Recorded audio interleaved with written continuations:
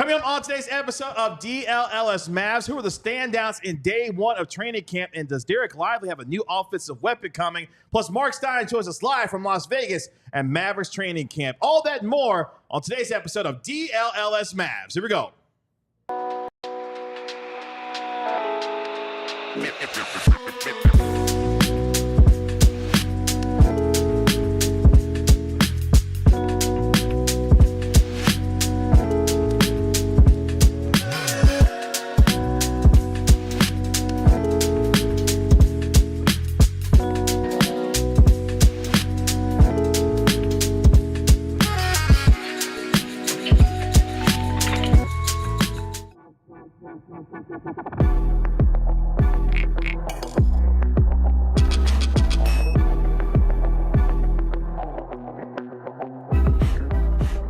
Hey, what's up, DLLS Mavs Nation? It's your man, Kevin Gray, alongside Mavericks insider Tim Cato, Mavericks analyst Bobby Carella, and our national and Mavericks NBA insider Marc Stein. We are DLLS Mavs, your favorite guys covering your favorite team every single day. You can find me on X at Kevin Gray Sports, at Tim_Cato, at Bobby Carella, and you can always dial up the Stein line on X at the Stein line. The Mavericks already underway in training camp with day one in the books. Mark's news and notes in the Stein line coming up at 12:15. And do the Mavericks have a top 5 starting lineup in today's NBA? All that and more on today's episode. But before we get into any of our fantastic topics today, Tim, Bobby, Mark, what's going on? Doing great. The sirens are sounding outside. They're either testing them or they're warning Dallas of our nuclear takes coming very shortly. It's a tornado siren. Of our windy takes coming very of our windy better. takes. That's better. Windy, I see what you did there. Let's keep it on program. I see what you did Mark, there. how are you? Mark, what's going on? What's up in Vegas? Guys, I'm good. Today will be a busy day. I think I am finally safe to say that we have a sit-down scheduled with the coach of your Dallas Mavericks. That is scheduled to happen this afternoon between the two practices. We have Emma Clark flying in from Denver to help us produce this interview. And barring any hitches, curveballs, or circumstances out of our control, we'll have a nice one-on-one chat later on today with Coach Kidd. Let's go. Love it. After a couple segments with you guys, I'm going to make my way to practice. I got to be honest, we ain't getting to see a whole lot of it. By the time we were in there yesterday, it was pretty much free throws, and that was about it. But like I said, when I'm in Vegas, I'm always giddy. And when I'm in Vegas and it is not July, I am especially giddy. So What's your favorite restaurant out there? oh, there are too many. First of all, I love to stay. If I can't, I am not staying in the Cosmo, but I'm at least near it, which means there is a daily visit to Egg Slut. That is a must. Can we say that word on the show? Please tell me you guys have I have been. I'm familiar. I have been. It's a very good location. Have you ever had an Egg Slut? I have.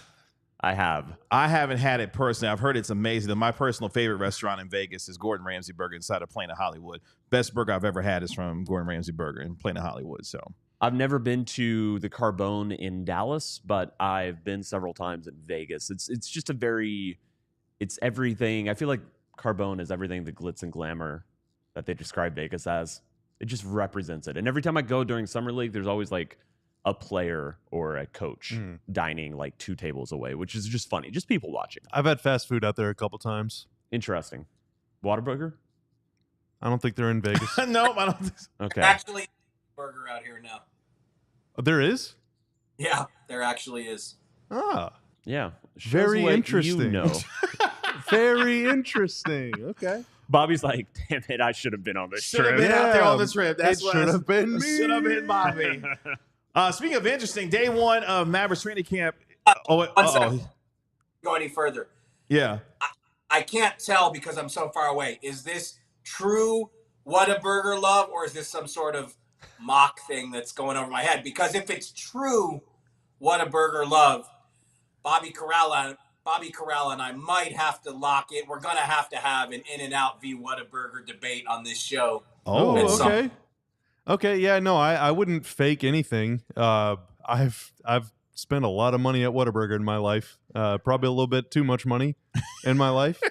So I'm happy to talk anytime. Okay, I will save that for studio time when we're right next to each other and we can brawl about it. I'll go fisticuffs, man. I don't care. Hey, no fighting, Oh, guys. okay, No okay. fighting. Yeah, we don't want to get demonetized. That's true. You know, Verbal. violence on the stream, that's bad. Verbal brawl, no fisticuffs. Okay, good. Okay, I Good, sign good. off on this.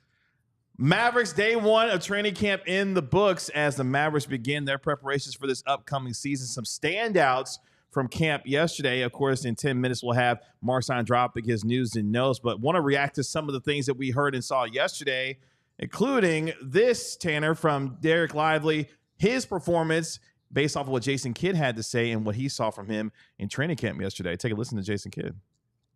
He was great. He's another one ready to go. He was great with the first group. In the post, there was a lot of post-ups. He displayed something that he's maybe added here, so I think that first group was happy to see that. A lot of us were happy to see that with his post game, being able to finish both with his right and left, and so that hopefully can give us another weapon.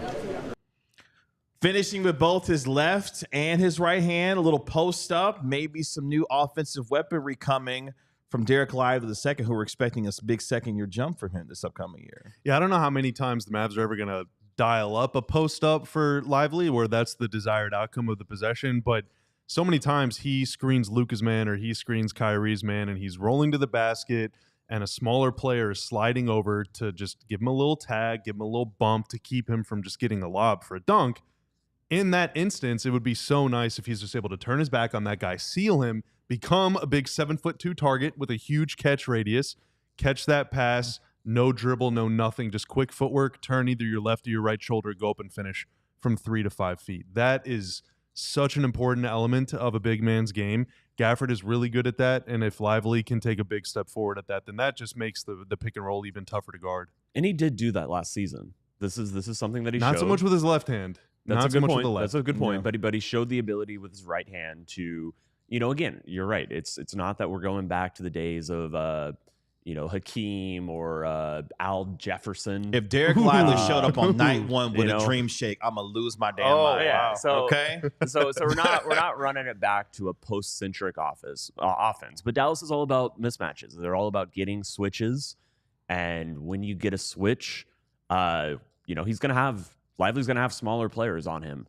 There's gonna be situations that just emerge within the course of Dallas's natural offense that he can just turn and finish over somebody because he is that tall. He's a very tall man. And this keeps in line with what Lively's been talking about this offseason, wanting to dominate and get better inside the paint. If this is something, Mark, that we're going to see as a part of his game, big things could be coming for Dereck Lively in his second year. And it sounds like already showing some of those things he's been working on this offseason in camp already.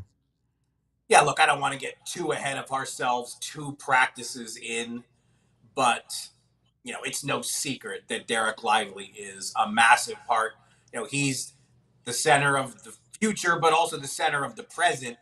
And that is really, it wasn't that long ago. You only have to go back to not the summer we just finished, but the previous summer when the word after the draft was that Omax was more NBA ready than Dereck Lively. That's And that that Bobby was- Corrella propaganda. That's right. I'm too powerful. Well, quite frankly, it was Mark Cuban propaganda. That's true. Bobby's I was out in defense- Vegas. I remember them saying this. In Bobby's defense, which I am now reluctant to do after the whole Whataburger scandal, it was not his propaganda. That was very real. That was very real chatter circulating all over the place, emanating from the organization. That was the thought after the draft. Lively came in. He played well in the preseason.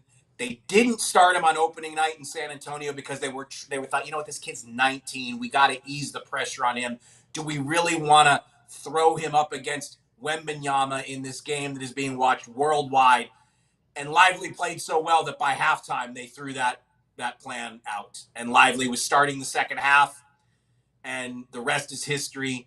And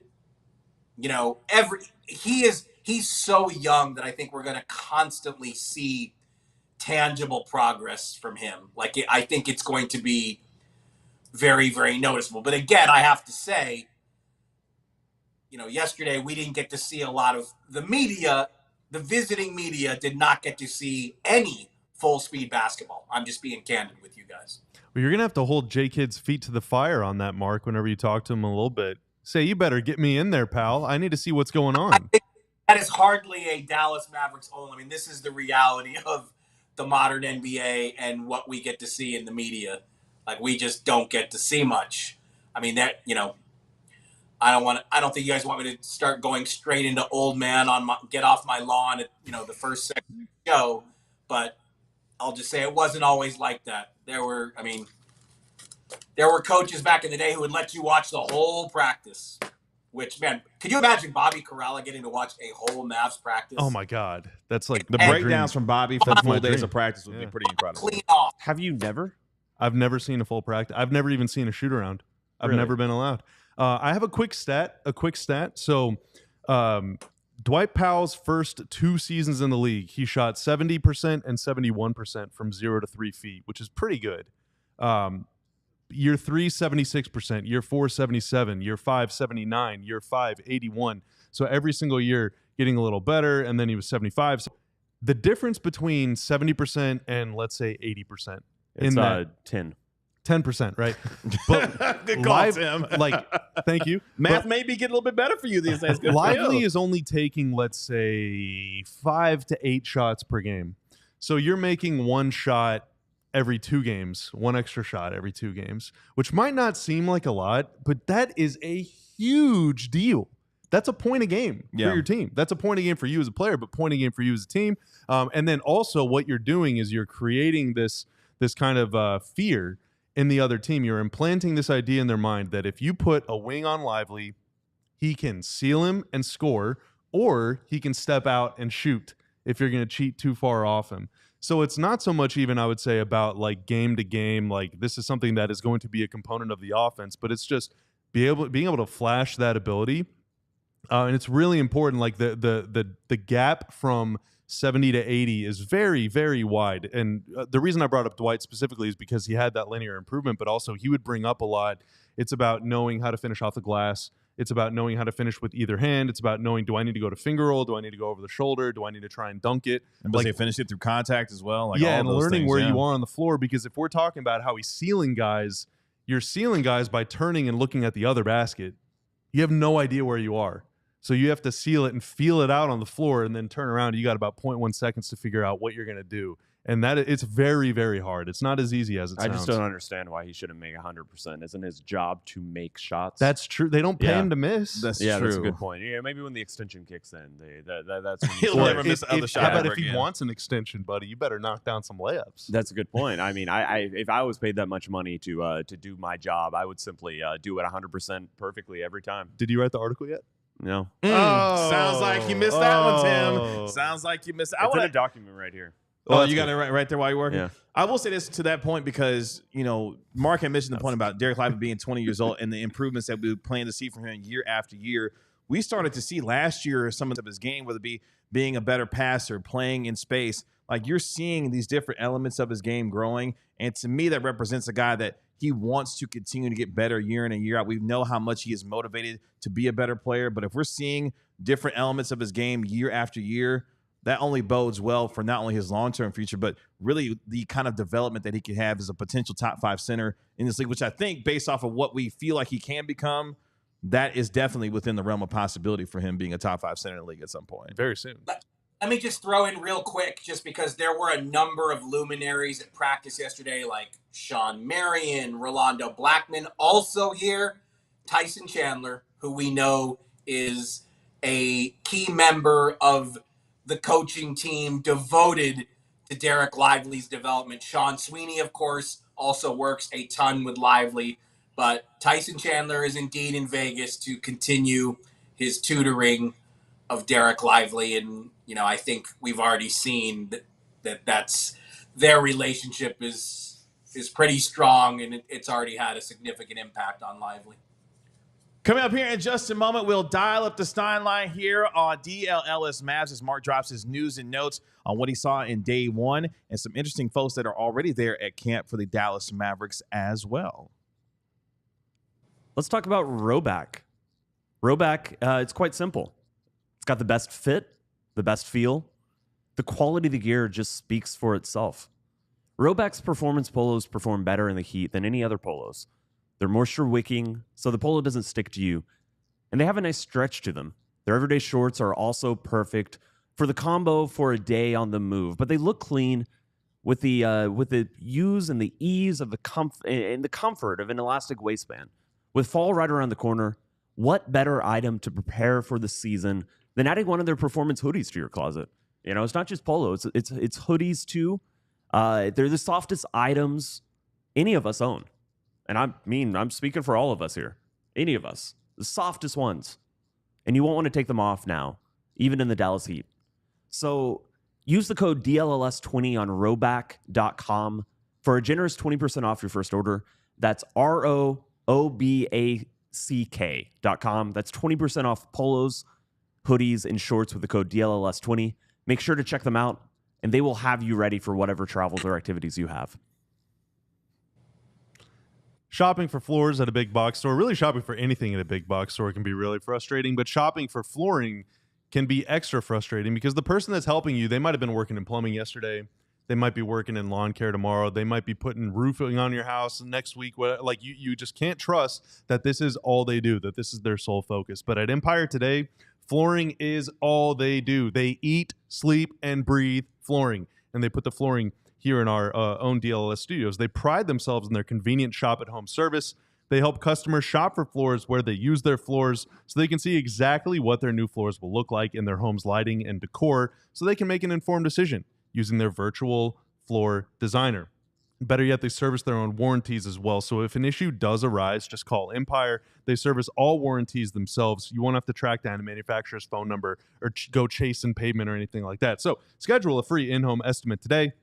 All listeners can receive $350 off whenever they use the promo code DLLS. Restrictions apply. Again, empiretoday.com/DLLS to save yourself some bucks. It's time to dial up the Stein line here on DLLS Mavs. Coming up at 12:30, do the Mavericks have the top 5 starting lineup in the NBA today? We'll get into that conversation a little bit later on. But our national and Mavericks NBA insider, Marc Stein, rejoins us here live from Las Vegas as the Mavericks get ready for day 2 of training camp. Marc, your observations from yesterday, including a former Laker championship head coach visiting Jason Kidd yesterday.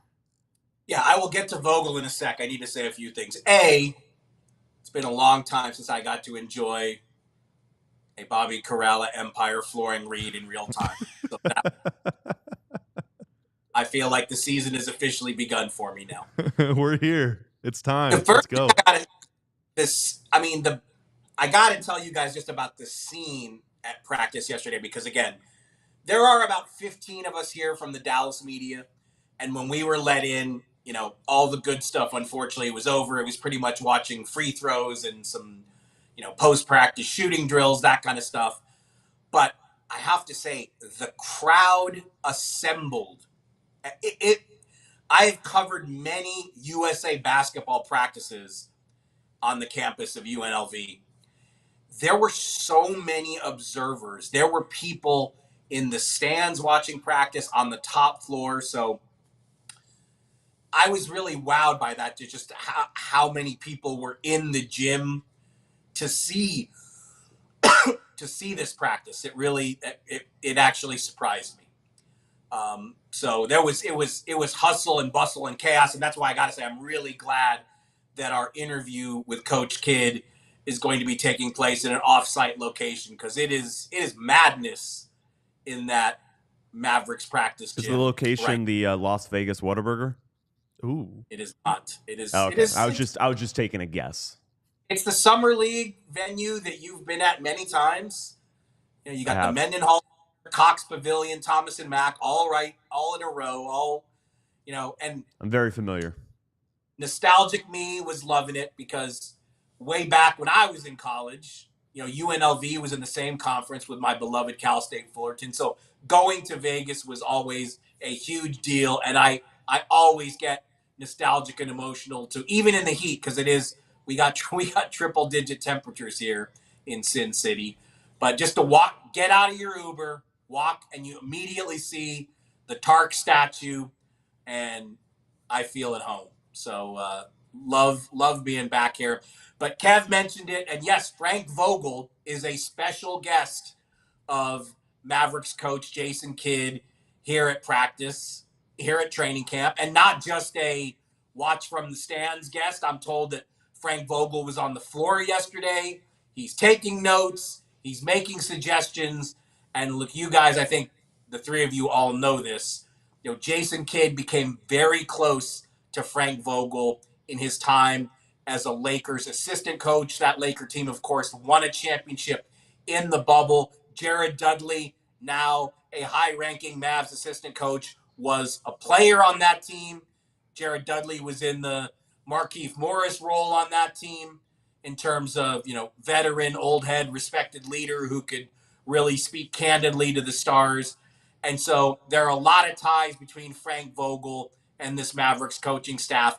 In Jason Kidd's 3 years, to be honest, the Mavs have employed various Frank Vogel principles on defense into their own defensive schemes. So, Frank Vogel only got the 1 year in Phoenix before the Suns made an abrupt change.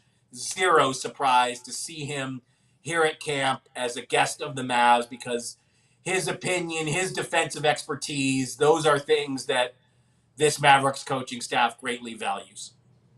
It seems like a collective of the minds when it comes to Kidd and Vogel. We've known in the years past how much Kidd values Vogel's voice and how he has helped him become a better communicator as well. So it's good to hear that both of them are working together and also having some suggestions from Vogel in terms of helping him out in practice. One of the things that we saw yesterday as well, Klay Thompson meeting with the media afterwards, and Tanner, our guy Marc Stein, posing this question to Klay about this being an important training camp, maybe his most important training camp. Take a look and listen to what Klay had to say. You said yesterday that this would be like one of the most important training camps of your career, but is that kind of weird having done 12 or 13? Yeah. I've lost track of how many. Yeah. No, not really. I think with just how new it is and new system to grasp, it's not an overstatement. I mean, I think that's true, and that's how I'm approaching it. And I think if I do approach it that way, I'm gonna come out of this in a great position. So Klay doubling down on his initial statement that he made during media day about this being one of his most, if not his most important training camp in years. And Marcus sounds like he feels that exact same way and putting himself in a position to continue to do that going forward here. Well, let me also say that, man, aren't you guys loving how the season has begun? And we have clips of live interviews to splice into. I love it. Tanner, bravo, Tanner. 2 segments in a row with some sound from Vegas. Well done. Tanner has a big smile on his face, Mark. we were in a desert for multiple weeks trying to come up with stuff to talk about it. We've come out. I'm very grateful for the structure of practices returning. Yes. I never thought I'd say that. Usually I'm like, oh my god, the off season was so short. No, I am glad the season is beginning. Oh, it's great. It is great to have live sound and live thoughts. And I got to say, there is a definite lightness and joy.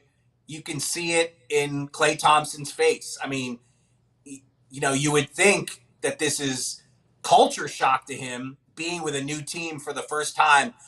But he talked about it at length yesterday, how, yes, on one hand, it feels like, transferring schools was the analogy he made. But, and we talked about this last week as well, he got to Dallas probably earlier than he would normally report back for Warriors camp. So he had a good 8-9 days to acclimate himself to his new team, to the surroundings, to how everything works in this organization before training camp started. And, he's all over it. He looks really, really excited to be a Mav. And again, this was the destination he chose. So I think everything he does, we talk about Lively and, tracking his progress, which is going to be so tangible. I think we're going to be doing this Klay discussion all year long, because how he adapts on and off the floor. It's such a big part of how successful this team is going to be. I mean, you heard Kyrie Irving on Media Day say, we are a big three now. That is how his teammates are addressing him, treating him, trying to make him feel. So, yeah, the Klay meter, the Klay watch, I think that's going to be a constant thing. Do we think it's good or bad that he's finally living for the first time in a city that has a Whataburger? We'll have to ask. I guess we'll have to find out. Do you think he's been to one yet? You're really making the sales pitch to Whataburger right now. We'll find out. Get us on the phone, Whataburger. By the way, I will say, speaking of food, Klay also mentioned that he and his teammates had dinner at the Adelson home in Las Vegas as well, taking in the artwork. Apparently, he was impressed with at their home as well. What more could you tell us about what they had to do there?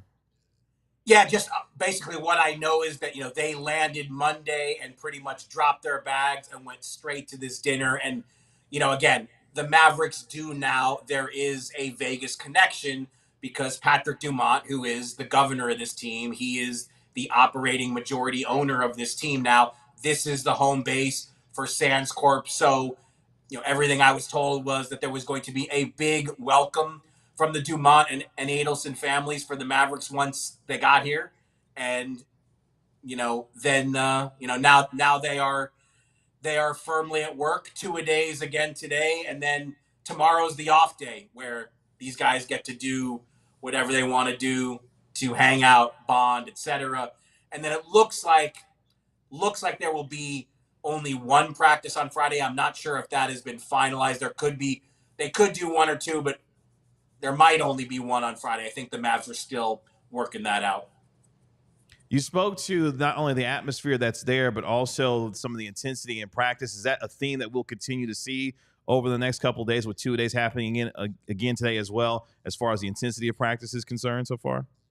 You can rest assured that high on my list of questions for Jason Kidd when we sit down later today is, there are 10, 12, 13 guys on this team who expect minutes. Is it more? How are you going to play all these guys? That is a primary question. And, I think the tones that they want to set at this training camp is the competition for those minutes starts right now. We should ask our GM, Ben, who's a Chelsea fan, how you have a bunch of players who don't play. Not speaking to them right now, because today, now that you brought that up, you got me all riled up now by bringing that up.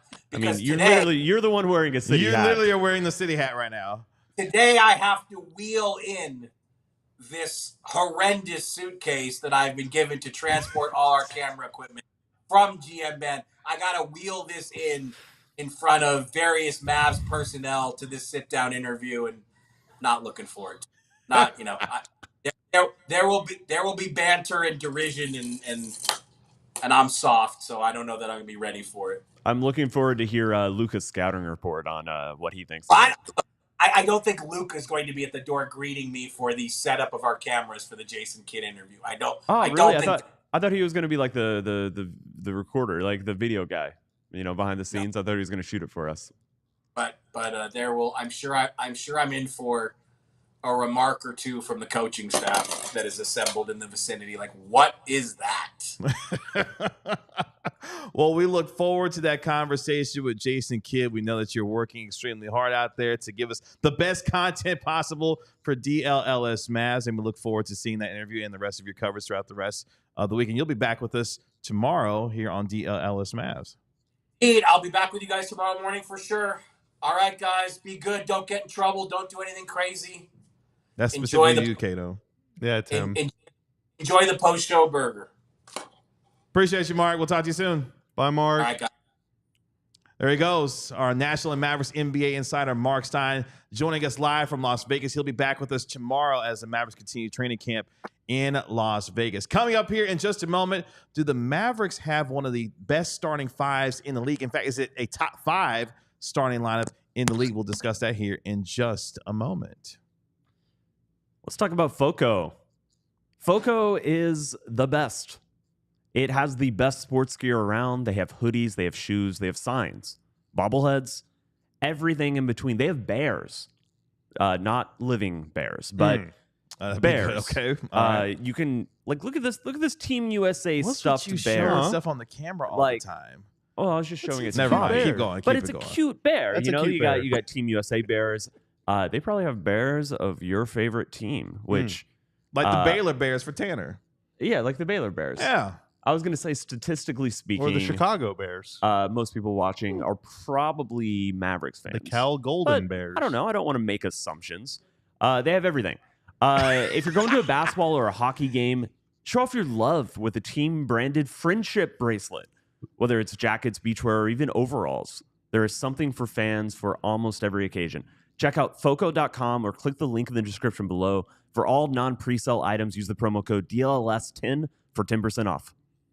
Calling all ball knowers for Sleeper, the Sleeper app that you've known for hosting the best fantasy football leagues in the game now allows you to put your knowledge to the test in every game by picking whether your favorite or least favorite players will have more or less than their projected stats each week. You see that cool graphic there with Sleeper as well. This week, Cowboys taking on the Pittsburgh Steelers on Sunday Night Football without Brandon Cooks. So much at less wide than. receiver. So much less than. But I'm going to still take Dak Prescott to have over 200 passing yards. He's got to throw it all over the lot. And I'm going to take CeeDee Lamb to have over 50 receiving yards because he's the only receiver worth a damn right now for the Dallas Cowboys. So if you're looking for that, you'll definitely check it out on Sleeper. With Sleeper, the more picks you combine, the more you can win all the way up to 100 times your money. If you think you have what it takes, download the Sleeper app and use the code DLLS Mavs to get up to a $100 match on your first deposit. Terms and conditions apply. See Sleeper's terms of use for details. Currently operational in over 25 states. Check out Sleeper today.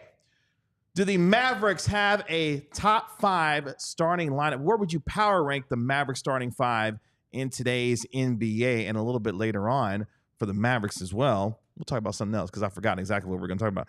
But at the same time, Top 5 starting 5. top 5 starting 5 lineup. Do the Mavericks have Say a that top 5 times 5? 5.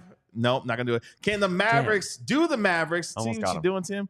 Do the Mavericks have a top 5 starting 5 in today's NBA? Let us know in the chat. Make sure you like, comment, and subscribe to DLLS Sports here on YouTube as well. That's the best way you can help us grow here on DLLS Sports. Gentlemen, where would you power rank the Mavericks starting 5 as you get ready for preseason games here not too long from now? I think we can get rid of most teams in the West and most teams in the East just out of pocket. Chicago Okay. Bulls. Out. Can you name their starting 5? Oh. Can you Do name a can player you name on 5 Chicago? players? There was that TikTok of them dancing the other day. It was like, I don't know you. I don't know you. I don't got know you. Vucevic. Kobe White. I got Lonzo Ball. Pat Williams. Lonzo might be back. They said he's going to be at available some point this season. So I don't think he's starting the year. I think like it's Kobe White. It's Levine. It's Vucevic. It's Ayo Dosunmu and Patrick Williams. And Those Patrick are players Williams. I've heard Okay. of before. Okay. I think the Mavs' lineup is better than that one. I think the only teams that are That's definitely better than the Mavs, Undersell. Yeah. definitely better starting 5 than Dallas is Boston. That's the only definitive one And for you. maybe OKC. It depends. Okay. I don't know if we're including Caruso with their group of 4 or Isaiah Hartenstein. I don't know which one. You can probably maybe. Who would you start? If I was OKC, Yeah. I'd probably start Chet at the 5 and roll with Caruso. Yeah, I like Isaiah off the bench, just all that energy. But I think those two are in the conversation. I think Boston's definitively better, and then OKC may or may not be. Otherwise, dude, I mean, like, who are the other candidates? Philly, the Sixers, maybe Denver, maybe Minnesota. Knicks. Yeah, I think Karl the Knicks Anthony have a Towns good now? claim. The Knicks have a really good claim. So their starting 5 is going to be possibly Brunson, Josh Hart, Mikal Bridges, OG Anunoby, and Cat. Woo, that's a lot of defense, that's pretty man. nasty. I still think long-term Thibodeau probably wants to play Cat next to a center. But obviously with Mitchell Robinson being out. Yeah, they don't have one. Cat's going to be a starting 5 right It's now. also hard. I like Hart as a Yeah. 6th man too, and not so much a starting 2 guard. Right. And I kind of like lineup Cat hurts as a for stretch shooting. 5 for New York, too. That's going to Yeah. be interesting to watch. I think Cat's going to be a 4 there if Thibodeau has his way. But still, I like that starting 5. I think I'd take Dallas's over. Over in New York, yeah. I mean, Luka's the best player. Yeah. I'm about to say, Exactly. that's where you start with Luka. That already raises your ceiling when it comes to even the fact like Jalen Brunson is so good. But is he better than Kyrie Irving? Yes, probably. But like the fact that I can even say that, he's very good. He's very good. He's better than Kyrie Irving. I think that Kyrie is better at being the number 2 here than Brunson was. Yeah, think about it. The best player in both lineups, the Knicks and Dallas wins. The second best player, still Dallas. Kyrie over Cat. Yeah, probably. I would say so. I slightly prefer him as a player. So yeah, if your top 2 players in a starting lineup are better than the other 2, I'm not willing to say that about. I think Cleveland's got a really. That's why Boston sticks out to me, because Boston, you're saying Luka is better than Tatum, but I'd take Jaylen Brown over anybody else. Yeah, like I take Jaylen Brown. You're taking Tatum over Kyrie too. I'm taking Tatum over Kyrie. I'm taking Brown over. I'm taking Kyrie. Brown over Kyrie. Yeah. So Derek White and Drew over anybody. So that's why to me it's I agree with you. It's really only Boston and OKC that have any. So yes. Top 5 starting 5. Top 5 starting 5. Top 5 starting 5. Tanner, speaking of the Maybe Mavericks top 3 starting 5, Klay Thompson yesterday speaking about playing with Luka and Kyrie for the first time on the practice floor. Probably some pickup games in half a day and training here. What's it like playing with Luka as opposed to maybe when you had to go against him? But Luka is one of the best players with the balls in his hands in the world, so it's a pleasure to be on the recipient end of that. And he's gonna generate a ton of great looks for me. And then on the flip side, it was just a nightmare trying to guard him and Kyrie, and it's just really exciting to be a part of something special here. I mean, this team was so close to accomplishing a huge goal last year, and I'm trying to carry that momentum into this season. So Klay, speaking on his first chances to play with Luka and Kyrie on the same practice floor together. I'm still, and Tim, you've said it plenty of times before, but the idea of Klay Thompson in a Mavericks uniform is still kind of wild to me. Like, you saw him getting shots up yesterday, doing his thing in practice, but the fact that he is here with this team is still kind of wild, because after 13 years, you just got so used to seeing him alongside Draymond Green and Stephen Curry, but it's cool to see him inside of a Mavericks uniform. But yeah, I would say the Mavericks have one of the 5 best starting 5s in the league when you start looking around, especially, I think the question mark would be for Denver. How good is their starting 5? Because we know that they're really top heavy. They've lost a couple of pieces. But if we're looking at the top 5 starting 5s, I would go the Mavericks as a part of that. I would go the Knicks, obviously the Thunder, Celtics. Denver would still probably remain in my top 5 because, they got to do this 1-3 of the last 4 MVPs. So that kind of helps out a little bit. This has got a lot of question marks, though. They do have a lot of question marks, yeah. Jamal Murray, what's the deal, man? That's, I think, one of the more fascinating questions going into the season is what the hell is going on with Jamal Murray? He didn't play well in the Olympics for Team Canada, and he did get the big contract extension during the summer. But at the same time, they've got some real questions about what that team's going to be. They're getting younger as well. He looks like he got Monstard. That would be wild if he got Monstard. But doesn't that imply that there is now somebody who has Jamal Murray's? Is it Jaden Hardy? Oh, so who took level it? of talent? Is it Jaden Hardy? Yeah.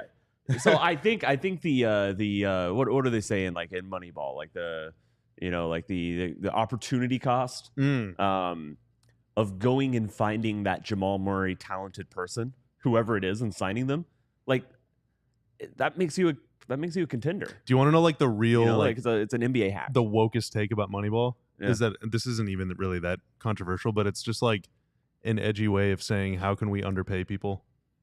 Yeah. Like that's it. Yeah.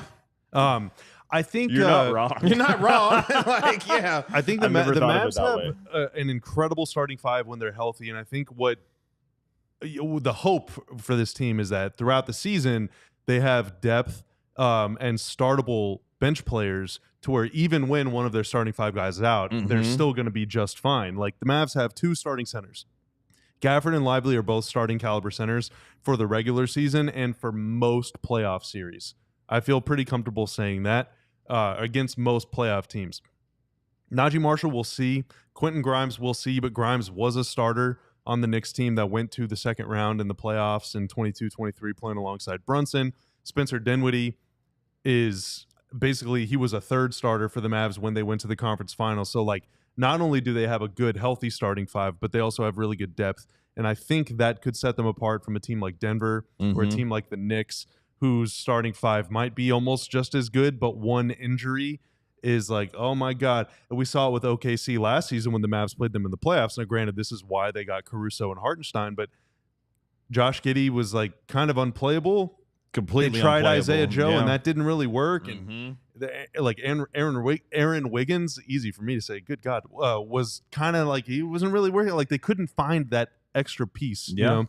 And the Mavs, their five last season just fits so seamlessly together, and we think that it will this year too. Of course, we got to see that for sure. But I think like the Mavs have the survivability that a lot of other starting fives don't have. Hot take in the chat says ranks them Boston, Dallas, OKC, New York, Philly in that order. Philly's big three is going to be fascinating. Who's the 4 and the 5? I genuinely, I'm out of I'm basketball also mode trying to right now. remember. Because guy Tobias they signed Harris doesn't from- play there anymore. Yeah, who they signed from Miami? I'm blanking. Caleb Martin. Caleb Martin. Yeah, I he's would gonna be presume starting. that Caleb Martin's going to be in the starting five. I don't know who the fifth is. You're Rashawn Galbaselli.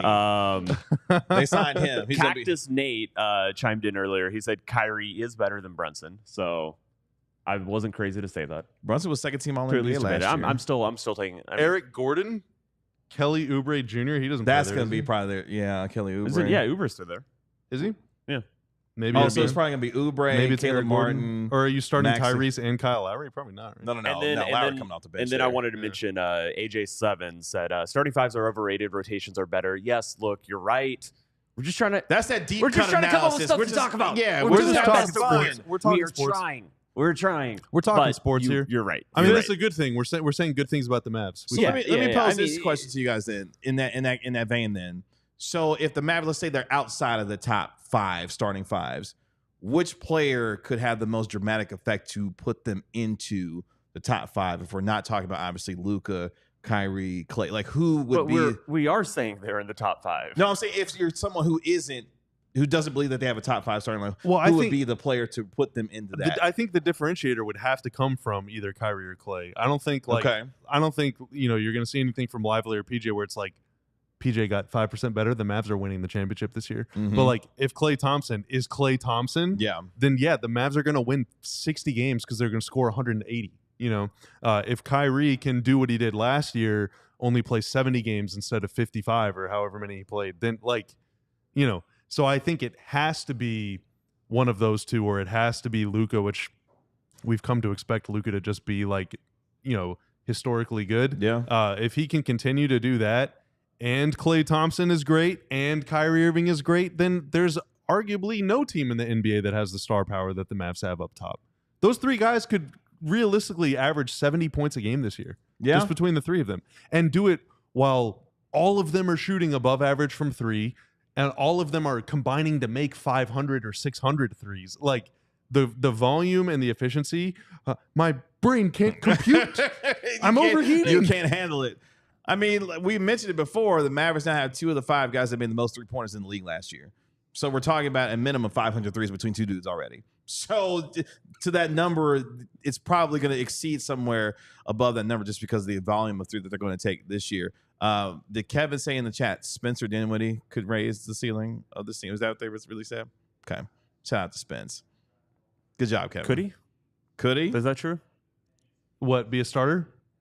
I mean, well, that's where the depth thing comes into play, right? Because like if Kyrie does miss time, or if Luka does miss time, like somebody's got to play. Depth is only depth whenever it can be depth, right? Your depth is really put to the test whenever those guys have to do something more than what they're paid to do. And I think the Mavs' depth is I would say almost every single person in the top 10 on this team is able to play at least fill-in starter minutes credibly on most nights. Real quick from Super Chat Ardell, he says, we need to temper the Klay expectations, be realistic, and take what he can give. Oh, no. Whenever I was saying that, I was saying, like, if Klay Thompson is still Klay Thompson, that's, like, upside. I think Klay's floor is what Tim Hardaway Jr. was able to do for the team the last few years, which is give you, like, some nights give you 20, some nights give you 11. His floor is first half of the season, Tim Hardaway Jr. I mean, I would hope so. Yeah. Yeah. I mean, that's like, no, we have to keep that frame of reference in mind. I think Klay is almost guaranteed to shoot 38% from three and make 15 or score 15 points a game. Gets you 15 a game at minimum. That's the floor. I mean, that's what we're talking here. Now, the upside would be 22, 23 points a game on 42%. And then you're talking like the Mavs have 3 All-Stars and they're going to win 60 games. Like, if I'm getting 35 from Luka, you know, 25 from Kyrie, and I'm getting another 22 or 23 from Klay Thompson. Plan the route. Yeah, exactly, please, because that offense is going to be damn near unstoppable if we're getting those kinds of numbers. And then you get another 10 or so from Lively. Yeah, you got 2 beefy boys that shoot 80%. No. You're not getting 10 from Lively. He's a post-up player now. He's got a. He's he's got going to give me 15? Yeah. Now he's going to be the leading scorer. Okay, real quick. If if Luka gives me 35 tonight, Klay gets. Never mind. Tanner's like, wrap it up. All right, cool. We don't do math on this show. That's right. Good point. Yeah, good that's point. right. This is not math class. We're not in law school. I'd like to say it's not any sort of class. We are not teachers. I love how Tanner was like, Kevin, shut the hell up and wrap it up and go to the next segment. This is not financial advice. Coming up next, we'll take a look around the league. Which newcomer will have the toughest adjustment to his new team? I want to talk about becoming a diehard for a little bit here. Shout out to Joshua, shout out to Caden, shout out to Jason, shout out to Andrew. Those are some of our newest diehards that signed up. So we here at DLLS Mavs and all our other shows that are covering the Rangers, the Stars, and the Cowboys, and also we got TCU show coming later today and more on the way. We're all doing 5 shows a week for free here on YouTube, but we're also providing you written content on our website, alldlls.com. And some of that stuff is going to be paywalled. Like, for example, breakdowns after every Mavs game this season that Tim and I are going to be providing. So if you go to all DLLS... Even Fan Jam. Just for fun. Just for funsies. Yeah, so just if you for go to funsies. alldlls.com/diehard, you can become a diehard. It costs less than $7 a month. You get access to the entire site, no paywall. You get a free shirt when you sign up, which covers almost half the cost of the membership. You also get a future discount on all future merch. Not a future discount. You get the discount right away. Discount on all future events. You get to join the Die Hard only Discord. Apparently, you get a physical Die Hard card in the mail. I work here and I don't have any sort. I guess I have an insurance card, but I don't have a Die Hard card. I would like one of those, and so I'm considering becoming a Die Hard myself. And I have the master key to see all of the stuff behind the paywall. I'm just doing it for the card, baby. Oh, what's the 1% like? Oh, it's awfully we good. want to see how the other half lives. It's we're not really relating to our show's audience. If you just come on here and brag about how you have, I know. He tried to humble brag and it didn't work out so well for him. Unbelievable. It's honestly, tough. it's hard for me to get on this show every day and have to speak right, to this Tim, man. now There's you're just nothing doing I a lot. relate to him. You're doing a lot. Me and Kevin, we're men of the people. We Remember are that. people. AllDLLS.com/diehard. Become a diehard member today. Remember, the best way you can help us grow here: like, comment, and subscribe to DLLS Sports on YouTube. Incredible benefits for DLLS diehard members: 20% off events, member-only Discord, pre- and post-game shows, premium content, all kinds of stuff here for DLLS. Become a diehard today. Gentlemen, as we finish up our show today, which newcomer to their new team will have the biggest adjustment to their new squad ahead of this upcoming season? We've got a few newcomers of our own, of course, with Klay Thompson, Najee Marshall, and Quentin Grimes already putting work in at training camp. But as we look around the league, though, gentlemen, which newcomer is going to have the biggest adjustment to his new team? Maybe Karl-Anthony Towns, maybe somebody else. Paul George. Ooh, going to make a huge adjustment for Paul George. Okay. So, couple reasons why.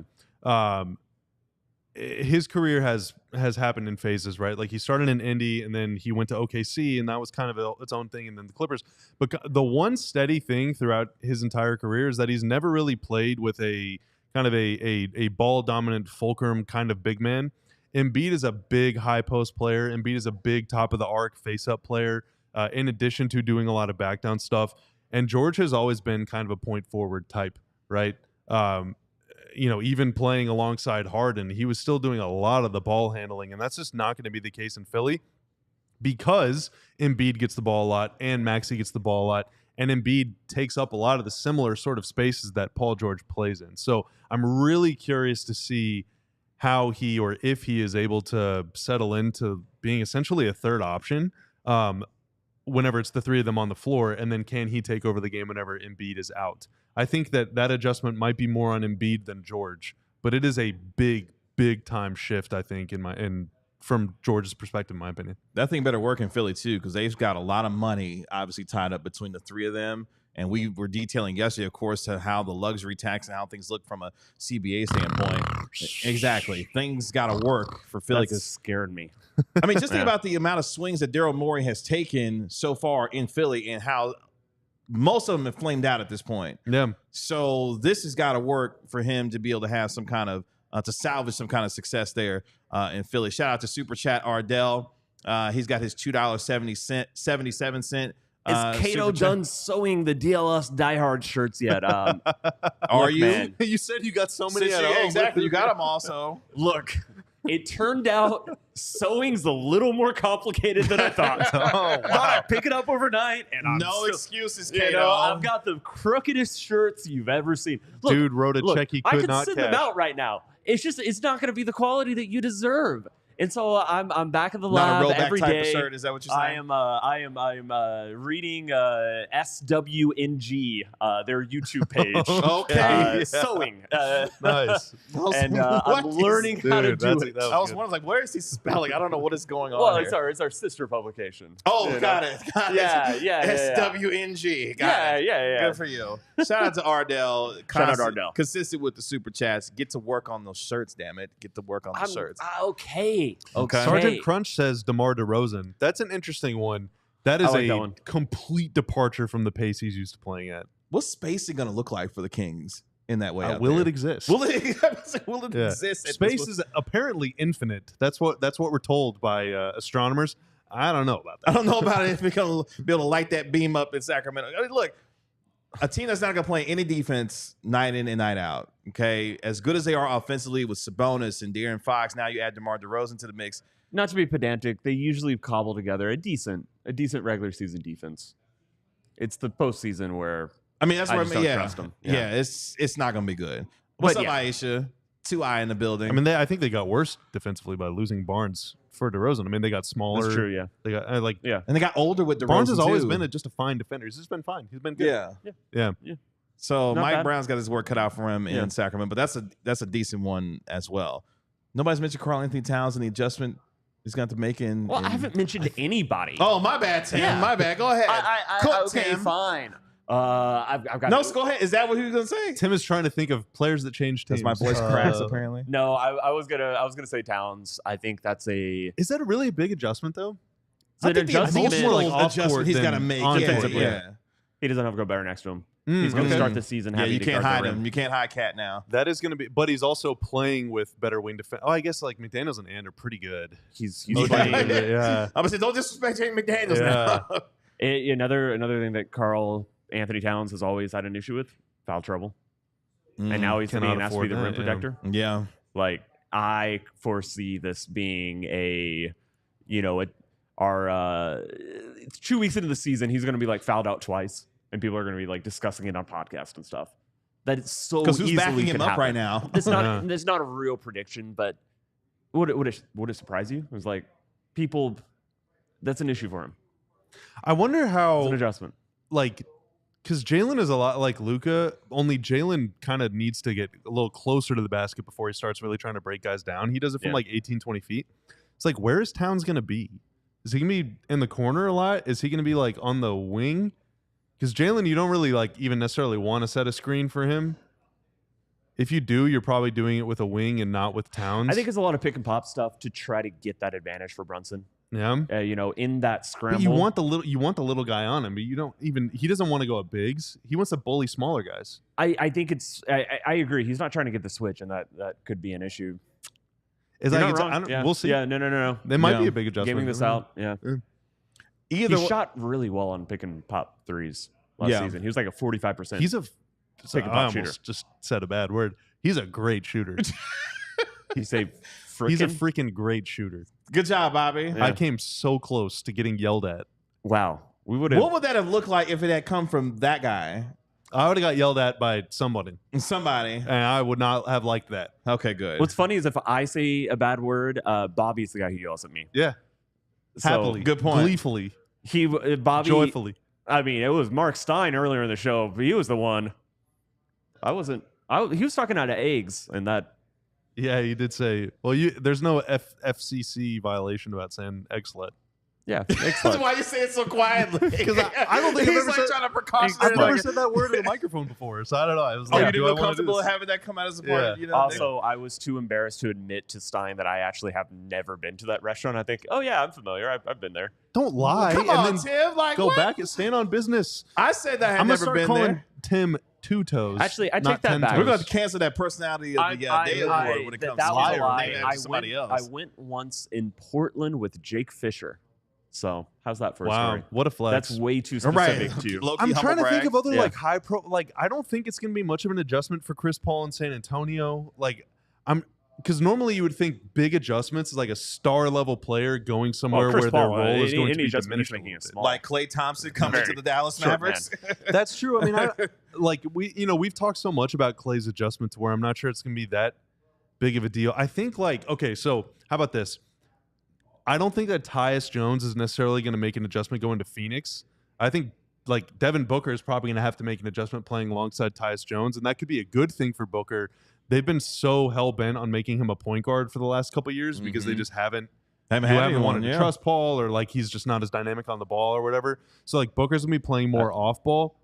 There's gonna be a lot of mouths for Tyus Jones to feed, and I don't think you're gonna see a lot of Booker and Beal screening for each other or KD setting any pin downs. Like I don't know how they're gonna get all those guys the ball. So that'll be really interesting to watch. That's like a whole team adjustment now that you actually have a point guard with all of these wings. You know the name that I can't get out of my head that I've been thinking about this whole segment, DeJounte Murray. And just the adjustment for, he's definitely more of a true point guard than CJ McCollum, who's kind of been, mimicking that. Yeah, he's gonna defend like crazy. But it's similar to Phoenix. I don't know which way the adjustment is. I don't know if it's his teammates needing to adjust to Murray, and I don't think Murray's quite good enough to earn that. That's a lot of ill-fitting parts, man. Yeah, That's a lot of guys who need to shoot it from 18. I truly do not. Well, like, what are love Ingram that and team's Zion breakout. doing when DeJounte has the ball? What is DeJounte doing when they have the ball? Vibing. He's going to look like 90s. They're just ball hanging out out. there, man. Yeah. They'll run some of that point forward stuff with Zion, let him handle the ball a little bit as well out there too. Yeah. It's always best to get their best player involved. And who's their five? Which is because it's not Valanciunas anymore because he's in Washington now. I forget who's it. Larry Nance. Nance is. He's not starting for them. It's interesting that you guys mentioned though the two teams that he got traded, right? Did he? I thought so. I feel like we need to do a who he play for. That's a great segment idea. Daniel he got moved. He got moved in the Murray deal. Oh, okay. He's in Atlanta now. So their really nice player, starting five is literally just Zion. Oh wow. Okay. I mean, Well, I'm looking at their roster right now. Their fives are Zion Williamson, Daniel Tice. Daniel Tice is your starting five. Oh yeah. I mean, kinda- that's the whole thing about that's the thing about New Orleans. They don't have a center right now. Jeremiah Robinson Earl. Who? That's not. That's a real NBA player's name. Yes, it is. Dude, But- JRE, don't disrespect the Nova legend. Who? Jeremiah Robinson Earl, come on. You said it like I was supposed to know it. Like you after you said it the Jerry, second I time. I didn't know that Nova players could play anywhere but New York. That's true. All right, there's Or a trade Minnesota. incoming very soon. JRE will go to New York. The Pelicans are going to trade for you breaking OG news? somehow. Are you going for the power, like the vacuum Yep. that exists now that Woj isn't in It's the me, game guys. anymore?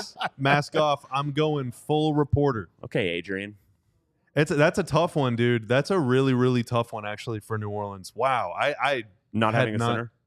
Not having considered that usually could be a that's problem. tough one. Yeah, no, it's a huge issue. It's Are they going to start Herb Jones at the 5 and just play like no, they're talking up Tice 3,000 right now. basketball? Everybody's talking up Tice.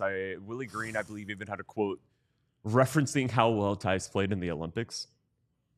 Which Man, Okay. that's tough. No, all to right, use cool. one of your words, that feels like a whole lot of cope. I feel like we're reaching. I a feel like we're reaching. whole lot of cope. But That yeah, is no, they don't tough, have a dude. center. It's an issue. At some point, they're going to be a mid-season trade. I'm not candidate okay. sorta So what I'm team. not going to do is sit here and like talk about how the Mavs are going to trade their own players or anything. But like, Please don't. you think Thanks. that the Mavs? Well, not you, but like, it was thought that the Mavs trading a first-round pick for Daniel Gafford last year could have been like a little bit of overpay or like, I don't know, dude. Some of these teams around the league that could use a 5 right now. You don't think the Mavs could get another one for Gafford? They A could better just- one for Gafford? See, What but if- I don't think what you if- want to break up that 2 center. No, duo, of course you don't. Yeah. But I'm saying like, the league is shifting small, right? But now all of a sudden it's like the Knicks could really use a 5. The Pelicans could really use a 5. Gafford They're for not the Trey only Murphy ones. III. Ooh. And I'm throw in joking. a He's their few best player. twos. I know. Throw in a Yeah, few I twos know. on top of that. They But, could start- that is a thing. That's a thing. Teams need bigs. Well, they have Yves Missi. Another dude that you ain't never heard of. I ain't never heard of. Yeah, Tanner. see, Of Yeah. course, Tanner was here. Yeah. You've heard of it. You don't know about Yves Missi? No, that don't sound like a name I've ever heard of. That's embarrassing. You know about Yves Missi? Nope. I've heard reports. Interesting. I follow our guy. AKA nope. No, I follow, Actually, I follow my fun- man Christian fun game, Clark fun on game. Twitter. Try Pelicans writer. to spell the name right now. Yves Missi. It's Eve? YVESMISSI. Come on, fool me. It's M-I. I like how you That's. was. I was looking at. I Kevin. know it's cool. Doesn't matter. We're a team I here. wanted. That's right. That's I shout out to my step up for teammate. my guy. Shout out Okay, to my so you're the teammate. 1% too. I am the one man of the people here. One man for the people. Tim is the 100% I don't know how to spell. that doesn't Yves know Missi. ball. I would have spelled it EVE, not YVES. What do you know about Carlo Matkovic? Okay, let's get out of here. Coming up tomorrow, Tim is going to learn how to spell that NBA player's name, whoever the hell that was, and Bobby will try to help him out as well. We'll try to do better tomorrow here on DLLS Mavs. Marc We will Stein will not. join us live from Las. Yes, we will do better tomorrow. Marc Stein will join us live from Las Vegas with his training camp report from day 2 of your Dallas Mavericks training camp. For Bobby, Tim, I'm Kevin, and for our guy Marc Stein, we are DLLS Mavs. We'll talk to you tomorrow at 12 p.m. Y'all be good. Peace. We all silly like the mayor.